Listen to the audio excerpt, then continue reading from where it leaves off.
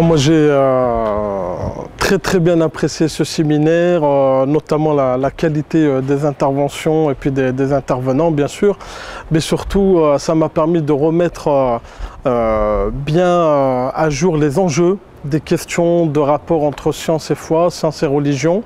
Et donc ça nous a permis aussi de voir la pluralité des positions, que ce soit dans le domaine scientifique ou dans le domaine aussi des religieux. Et puis surtout, ce qui me semble important, c'est la nécessité aujourd'hui pour ce que j'appellerais le personnel religieux, les ulama grosso modo, et le personnel scientifique, la nécessité d'un travail collégial. Il y a donc un adage de soufi qui dit « Man zaka arafa ». Seul celui qui goûte connaît. Et les soufis, contrairement encore une fois à ce qu'on pourrait croire, s'en prennent souvent aux théologiens dogmatiques et aux fuqaha, donc aux juristes, en disant mais vous parlez avec votre mental. Je suis beaucoup intéressé à la biologie. Et un grand naturaliste français, Geoffroy Saint-Hilaire, donc, qui ont développé l'idée que les espèces n'étaient pas apparues séparément, n'étaient pas créées séparément, mais dérivées les unes des autres. Des énigmes qui peuvent être résolues à un moment donné, du point de vue scientifique, et donc on peut lever le doute, Allah a créé chaque animal à partir de l'eau. Wallahu khalaqa kulla dabbatin min ma. Kulla dabbatin min ma, pas min al ma. C'est-à-dire, c'est pas qu'ils sont sortis de l'eau, à partir de l'eau. Parmi eux, c'est-à-dire parmi ces animaux, faminhum min hadhihi dabba. J'ai beaucoup apprécié le séminaire Science et Islam organisé par le site thomas.com. D'abord par la qualité des interventions et la substance du propos. Et c'est vrai que quand on a eu affaire pendant 2 jours à des professeurs émérites confirmés dans différentes disciplines scientifiques. Et c'est vrai que faire le croisement comme ça entre les sciences et la religion de manière générale, mais particulièrement l'islam, a été beaucoup enrichissant. I really appreciated that I had this opportunity to assist to this seminar of science and Islam because there are so few opportunities to have such conferences where we meet both subjects of science, so modern science, and what religion and thinking in religion, thinking on religion about science. Donc je suis très heureux et j'espère que ça se répète dans l'avenir dans d'autres villes de France et dans d'autres mosquées, d'autres centres culturels.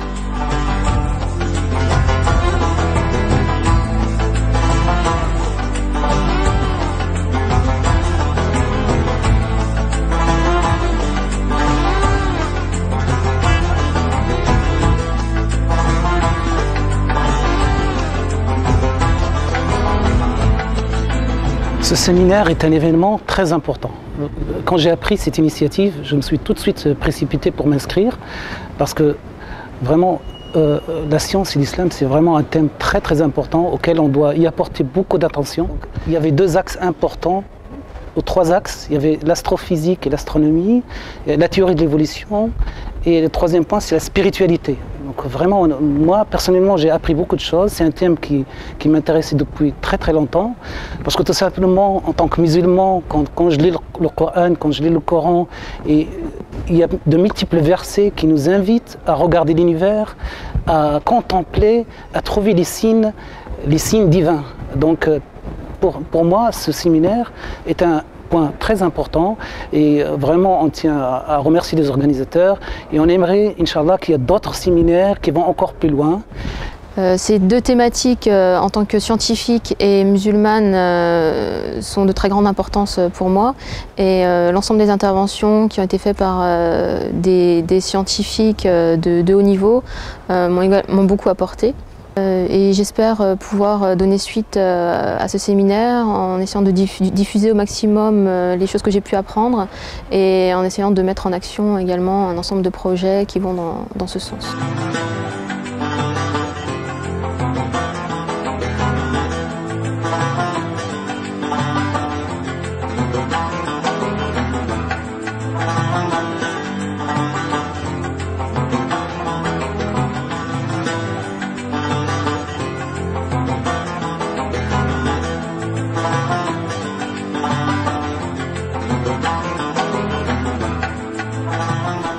Franchement, je ne m'attendais pas du tout à un tel événement, à un tel contenu.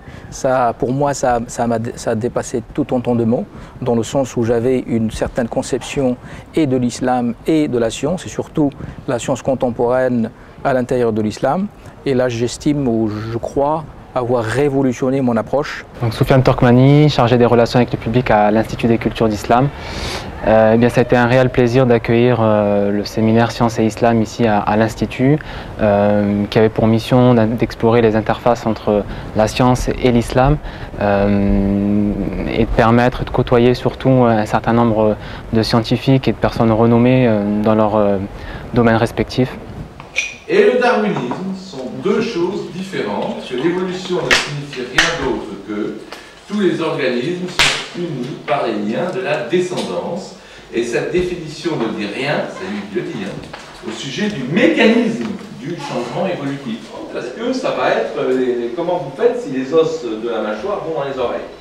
Et ce qui est tout à fait étonnant, c'est qu'on a trouvé un reptile ptéréodonte, c'est pas un reptile, c'est toute une classe de reptiles, ou encore l'attachement des os ici, qui vont migrer vers l'oreille. Mais alors là où ça devient très intéressant, c'est une preuve d'évolution, c'est pas du tout une preuve pour le darwinisme selon moi.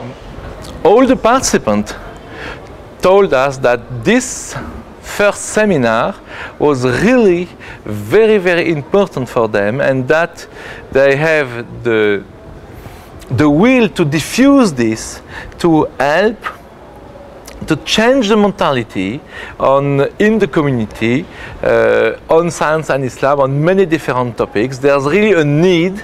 There's a need to integrate more science in Islamic thinking, and there's a need for more dialogue between Islamic religious leaders and scientists. And really, it was a common reaction of all the participants that this seminar was really very important, that it was the first time to have a seminar like this, and that it's very important that other people, and especially religious people, can be deeply involved in this sort of process. So it was a sign of hope for the future.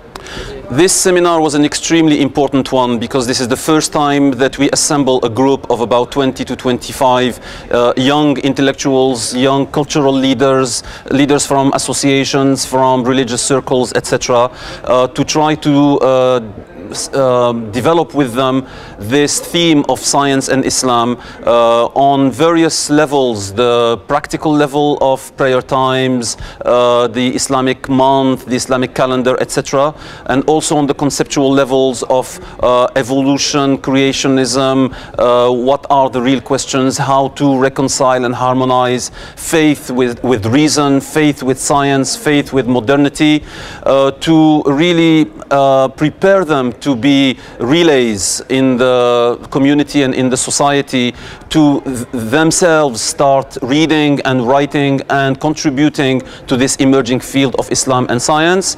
I think we can say that it was a resounding success, considering the reactions and feedback we have already received, and this bodes very well for the future of these kinds of events.